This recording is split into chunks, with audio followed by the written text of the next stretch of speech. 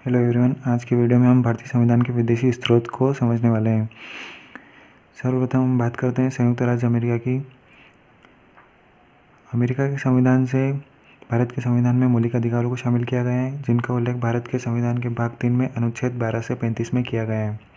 उसके पश्चात बात करें हम न्यायिक पुनरावलोकन की, अर्थात अगर कोई भी कानून हमारे संसद द्वारा बनाया जाता है, उसका परीक्षण करने का अधिकार सुप्रीम कोर्ट के पास होगा। यह प्रावधान भी अमेरिका के संविधान से भारत के संविधान में शामिल किया गया है। तीसरा प्रावधान है संविधान की सर्वोच्चता, अर्थात हमारे देश में संविधान ही सर्वोच्च होगा, न कि संसद या सुप्रीम कोर्ट।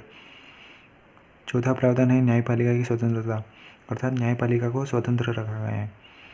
चौथा प्रावधान है निर्वाचित राष्ट्रपति एवं महाभियोग, राष्ट्रपति का पद एवं उसे हटाने की प्रक्रिया अर्थात महाभियोग का प्रावधान भी अमेरिका से लिया गया है।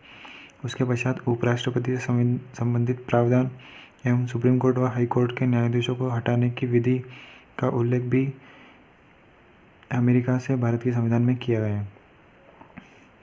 उसके पश्चात बात करें वित्तीय आपात की, तो ये भी अमेरिका से लिया गया है।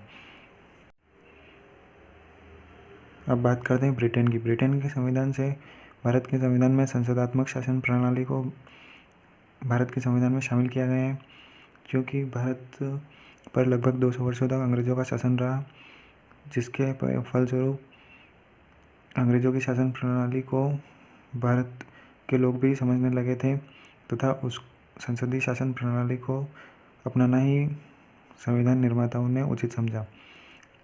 उसके बाद एकल नागरिकता का प्रावधान, जिसके अंतर्गत भारतवासियों को केवल देश की नागरिकता ही दी जा सकती है, राज्य या प्रांत की नागरिकता नहीं दी जा सकती।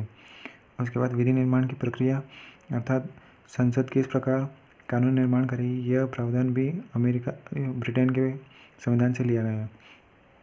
उसके बाद बात करें नीति निर्देशक तत्वों की, तो ये आयरलैंड के संविधान से लिया गया है। नीति निर्देशक तत्वों को भारत के संविधान के भाग 4 में लिखा गया है। आर्टिकल्स की बात करें तो इन्हें आर्टिकल 36 से 51 में शामिल किया गया है। राष्ट्रपति के निर्वाचक मंडल की व्यवस्था, अर्थात भारत के राष्ट्रपति के निर्वाचन में कौन कौन भाग ले सकता है, ये प्रावधान भी आयरलैंड से किया गया है। उसके पश्चात राष्ट्रपति को राज्यसभा में कुछ सदस्यों को मनोनयन करने का अधिकार भी है, जिसके अंतर्गत कला, साहित्य, विज्ञान, समाज सेवा और सहकारिता से संबंधित लोगों को राष्ट्रपति राज्यसभा में मनोनयन कर सकता है।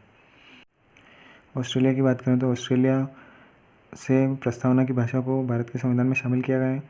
उसके पश्चात समवर्ती सूची का प्रावधान तथा केंद्र एवं राज्य के संबंध किस प्रकार होंगे, ये भी ऑस्ट्रेलिया से लिया गया है।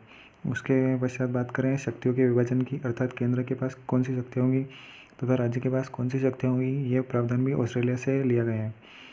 अगली बात करें हम संसदीय विशेषाधिकार की, अर्थात किसी सांसद के पास कौन कौन से विशेषाधिकार होंगे, जैसे कि गिरफ्तारी से उन्मुक्ति आदि का प्रावधान भी ऑस्ट्रेलिया से लिया गया है।